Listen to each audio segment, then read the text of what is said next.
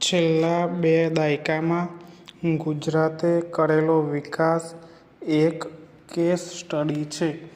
ગુજરાતના પનોતા પુત્ર અને તત્કાલીન મુખ્યમંત્રી શ્રી નરેન્દ્રભાઈ મોદીની દૂરંદેશી નીતિના પરિણામ સ્વરૂપે રાજ્યમાં આર્થિક વિકાસને ગતિ મળે તેવા પ્રકલ્પોની શરૂઆત કરવામાં આવી હતી. આવો જ એક પ્રકલ્પ એટલે વાયબ્રન્ટ ગુજરાત સમિટ. વર્ષ 2003માં પ્રથમ વાયબ્રન્ટ ગુજરાત સમિટની શરૂઆત થઈ ત્યારથી વિશ્વભરના મૂડીરોકાણકારો માટે ગુજરાતે બેસ્ટ ચોઇસ ઓફ ઇન્વેસ્ટમેન્ટની દિશામાં નવા કદમ માંડ્યા છે. વાયબ્રન્ટ ગુજરાત સમિટ છેલ્લા 20 વર્ષથી ગુજરાત માટે રોજગારી અને નવા રોકાણકારો માટે વિકાસનું માધ્યમ બન્યું છે.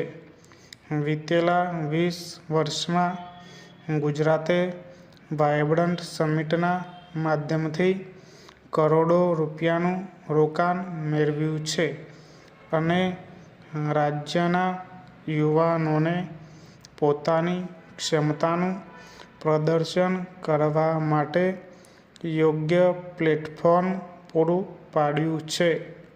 ફકરો: દીર્ઘદ્રષ્ટા વડાપ્રધાન શ્રી નરેન્દ્રભાઈ મોદીના નેતૃત્વ અને માર્ગદર્શનમાં અમદાવાદનું science city vibrant Gujarat global સમિટના 20 વર્ષની ઉજવણીનું સાક્ષી બન્યું હતું.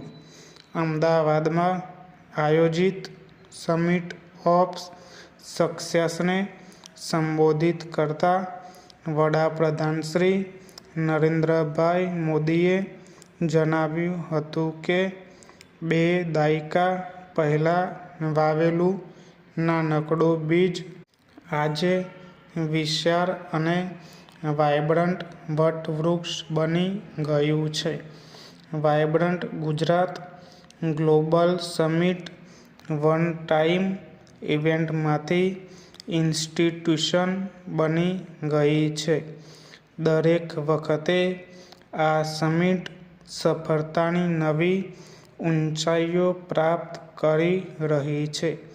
વડાપ્રધાનશ્રીએ વાયબ્રન્ટ ગુજરાત ગ્લોબલ સમિટની સફળતાનો મંત્ર સમજાવતા જણાવ્યું હતું કે આઈડિયા અને ઇમેજિનેશન જેવા કોર એલિમેન્ટ વાયબ્રન્ટ સમિટની સફળતામાં સામેલ છે.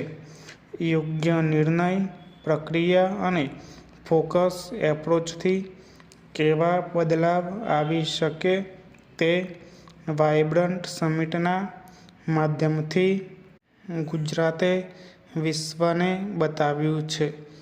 વાયબ્રન્ટ સમિટ ગુજરાતીઓની ક્ષમતા અને વિવિધ સેક્ટરમાં રહેલી સંભાવનાઓને વિશ્વ સમક્ષ મૂકવાનું એક માધ્યમ બની છે. દેશની ટેલેન્ટનો વિશ્વને પરિચય આપવાનું અને ગુજરાતની દિવ્યતા, ભવ્યતા અને સાંસ્કૃતિક વિરાસતને ઉજાગર કરવાનું માધ્યમ આ વાયબ્રન્ટ સમિટ બની છે.